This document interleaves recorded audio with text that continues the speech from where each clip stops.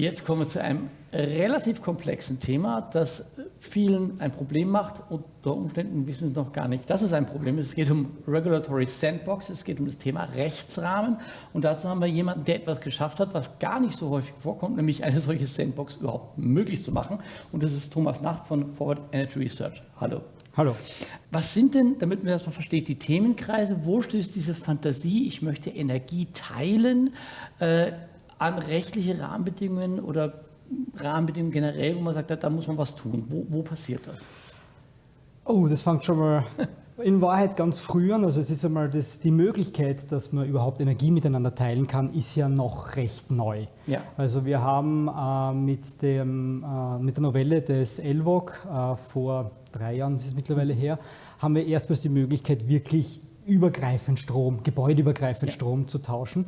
Und da stößt plötzlich die Rechtsrealität mit, wir machen es rechtlich möglich, mit der, sagen wir, mit den Prozessen der Elektrizitätswirtschaft zusammen. Okay. Also man muss sich das so vorstellen, wir haben hier Strommessdaten, das sind hochsensible Daten. Da wollen wir natürlich, dass die sicher transportiert werden. Ja. Damit es gegeben ist, braucht es gewisse Rahmenbedingungen. Ja.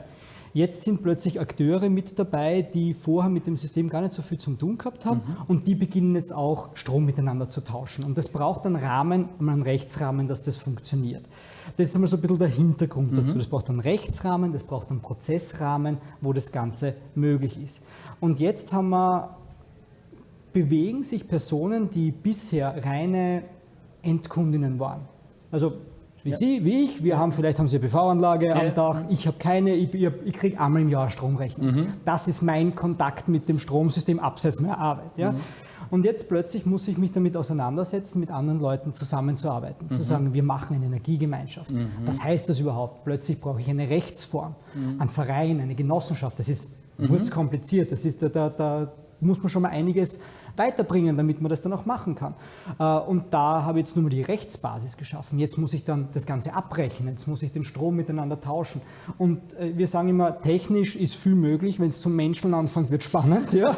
Aber wenn dann plötzlich der Nachbar mehr kriegt als ich, wieso ist das so? Und da gibt es ganz strikte Regeln und das ist aber recht kompliziert. Da merkt man einfach, dass bisher eben Menschen mit der Stromrechnung nicht viel zu tun gehabt haben. Seit der Strompreiskrise ein bisschen mehr. Da ist ein bisschen Awareness geschaffen worden. Plötzlich hat das alles viel gekostet. Aber es ist einfach zwischen dem Wissensstand der Bevölkerung und dem, was das Energierecht vorgibt, auch jetzt bei Energiegemeinschaften, Stromsharing, da liegen Welten dazwischen. Und das zu überbrücken, ist eine große Herausforderung. Das heißt, eigentlich bei jedem Gemüsehändler ist der rechtliche Rahmen zwischen dem Geldtauschen zu Gemüse besser als beim Thema Strom?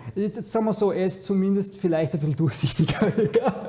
Weil eben, wie gesagt, man braucht sehr viel, man braucht einen großen Overhead. Es gibt mittlerweile Gott sei Dank genug. Es gibt ja die Koordinierungsstelle für Energiegemeinschaften, die machen super Regelwerke. Alles super aufbereitet schon, aber dennoch die Einstiegshürde ist sehr groß dafür. Eine Sandbox. Ja. Was bietet die denn für Möglichkeiten, auch das Energiesystem weiter? Es hört sich ja an, als ob da eigentlich vor allen Dingen Rechtsanwälte und Richter miteinander reden müssten oder so ähnlich. Aber was bietet denn eine Sandbox für eine Möglichkeit? Also eine Sandbox kann man sich so vorstellen, wirklich eine Sandkiste, wo Forscher und Forscherinnen wieder Kinder sein dürfen und ein bisschen spielen dürfen. Ja? Wir dürfen mal probieren, wir dürfen Türme bauen, sie fallen um, man probiert es weiter.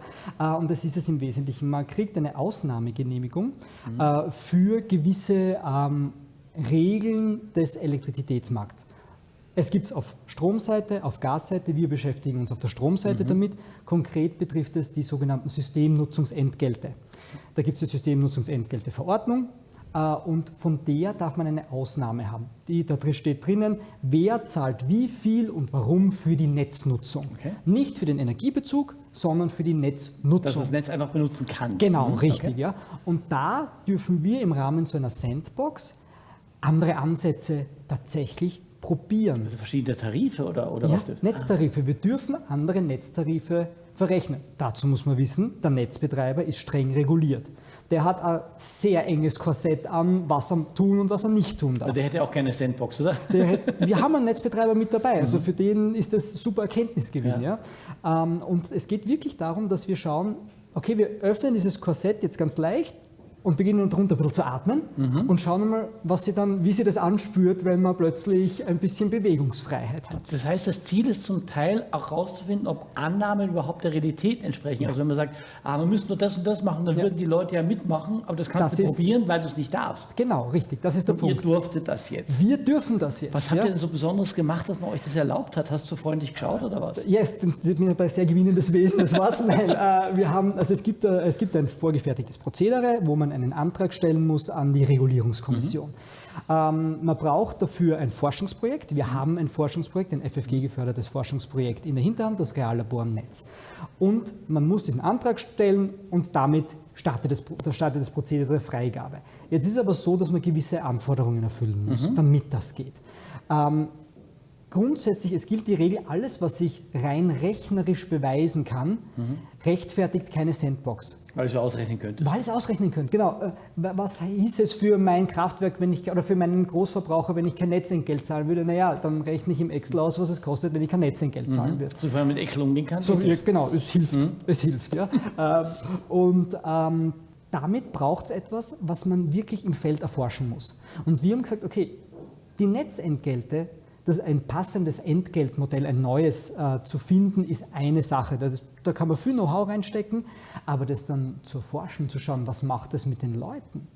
Also was tut das? Wie ist der Widerstand dagegen? Wem gefällt es, wem gefällt es nicht? Das ist eigentlich die wirkliche Frage. Da kommt der Moment, wo du vorhin gesagt hast, das ist, wenn es menschelt wird, spannend, richtig? Das heißt, die Zahlen sind das eine, die man ausrechnen kann, Bandbreiten, die man liefern kann, aber wenn die Menschen dann wirklich damit in Berührung kommen, dann muss man rausfinden, was passiert wirklich. Und das ist spannend. Okay. Also in Österreich ist ja so, Einspeiser zahlen ja verhältnismäßig wenig Netzgebühren. Ja. Sie zahlen ein bisschen was bei den Netzverlusten, aber das war's. Und wir haben gesagt, okay, bitten wir sowohl Einspeiser als auch Verbraucher zur Kasse. Man kann sich vorstellen, wie die Reaktion von Personen waren, die in erneuerbare Erzeugungsanlagen investiert haben, in PV-Anlage zu Hause am Dach. Die waren nicht begeistert. Es gibt einen Grund, wieso wir das gemacht haben. Das nennt sich Verursachungsgerechtigkeit der Netzkosten. Der PV-Ausbau verursacht Netzkosten, demnach wäre es eigentlich verursachungsgerecht, dass man die Netzkosten mittragt. Und da hat es einfach echt, also da hat es Widerstand gegeben. Wir haben da Veranstaltungen mit unseren Regulatory Sandbox Teilnehmerinnen gehabt, wo wirklich die Fetzen, ein bisschen übertrieben gesagt, jetzt geflogen sind. Also da haben wir schon was anhören können. Ja?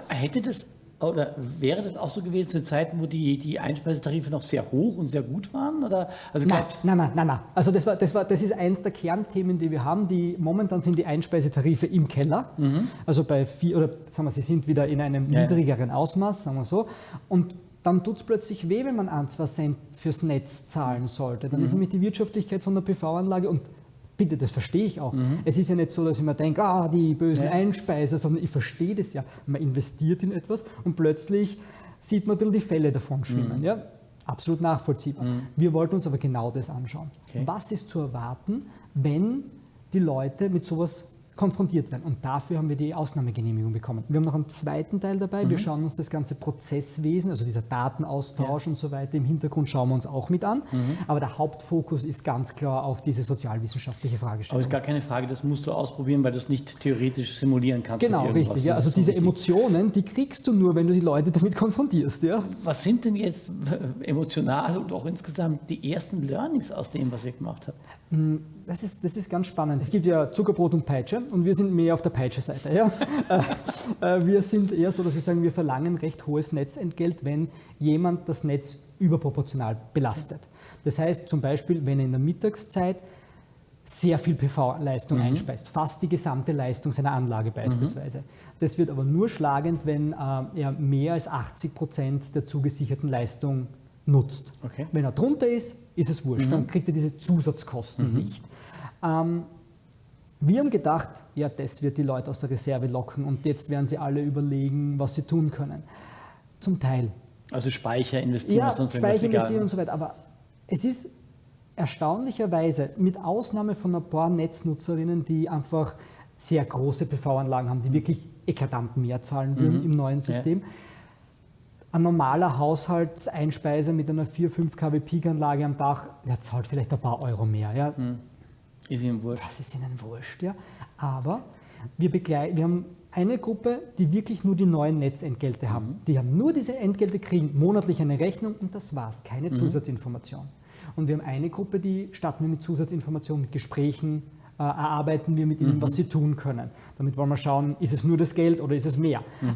Und da ist das Feedback, das wir bekommen haben, die Information ist es.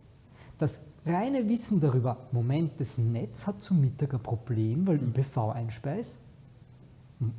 Echt jetzt? Das ist ein Thema? Oder ich komme am Abend nach Hause nach der Arbeit und stecke mein E-Fahrzeug an. Das stellt das Netz vor Herausforderung. Ach so. Und da beginnen die Leute plötzlich, dass sie über das nachdenken. Also wenn sie die Hintergründe kennen. Genau. Und wenn sie diese Information haben, du verhältst dich so und so. Als Beispiel, ihr Stromprofil ist, Sie haben eine PV-Anlage und jeden Tag zum Mittag ist Ihr Speicher voll und die PV-Anlage schießt ins Netz hinein, was nur geht. Und das bereiten wir Monat für Monat grafisch auf. Da machen wir so Heatmaps, wo das jeder sieht, wo schön gehighlightet ist, wo er die Grenzen überschreitet und so weiter. Und das nutzt den Leuten was, weil die setzen sie hin, schauen sie es an und sagen, Moment, okay, das und das. Abgesehen, dass wir so nette Effekte haben, wir haben einen dabei, da ist der Boiler, dürfte irgendwas haben, weil der schaltet alle 2 Stunden ein und erzeugt Lastspitzen. Und ich so, okay, das sollte ich mal anschauen. Und ich so, ja, das ist ein guter Hinweis. Nein, aber es ist wirklich, es geht da wirklich, sehen wir den Mehrwert momentan fast in der Information. Jetzt müssen wir schauen, die Regulatory Sandbox läuft noch ein gutes Jahr. Was passiert jetzt? Gibt es Abnützungseffekte? Ist es so, dass man merkt, okay, ja, am Anfang, oh mein Gott, großer Schock, ich zahle jetzt plötzlich mehr oder nicht? Und verschleift sich das dann wieder über die Zeit. Ja, zumal dann das, was man mehr bezahlt, nicht so wahnsinnig viel ist, durch das, was wir gesagt haben, wo dann der Haushalt sagt, na ja, aber die Multiplikation der Haushalte, die macht dieses Problem aus. Das ist es. Also wir lernen daraus, der Geldpunkt ist zumindest nach den ersten Erkenntnissen nicht das Entscheidende, schon gar nicht beim Haushalt, aber der Punkt der Information, des Verstehens des Systems und auch das Risiko, dass das System in Schwierigkeiten kommt, beim nichts tut, das hat geholfen und uns hat geholfen, dass Sie da waren und uns das erklärt haben. Vielen herzlichen Dank. Ich sage Dankeschön, es war ein sehr nettes Gespräch.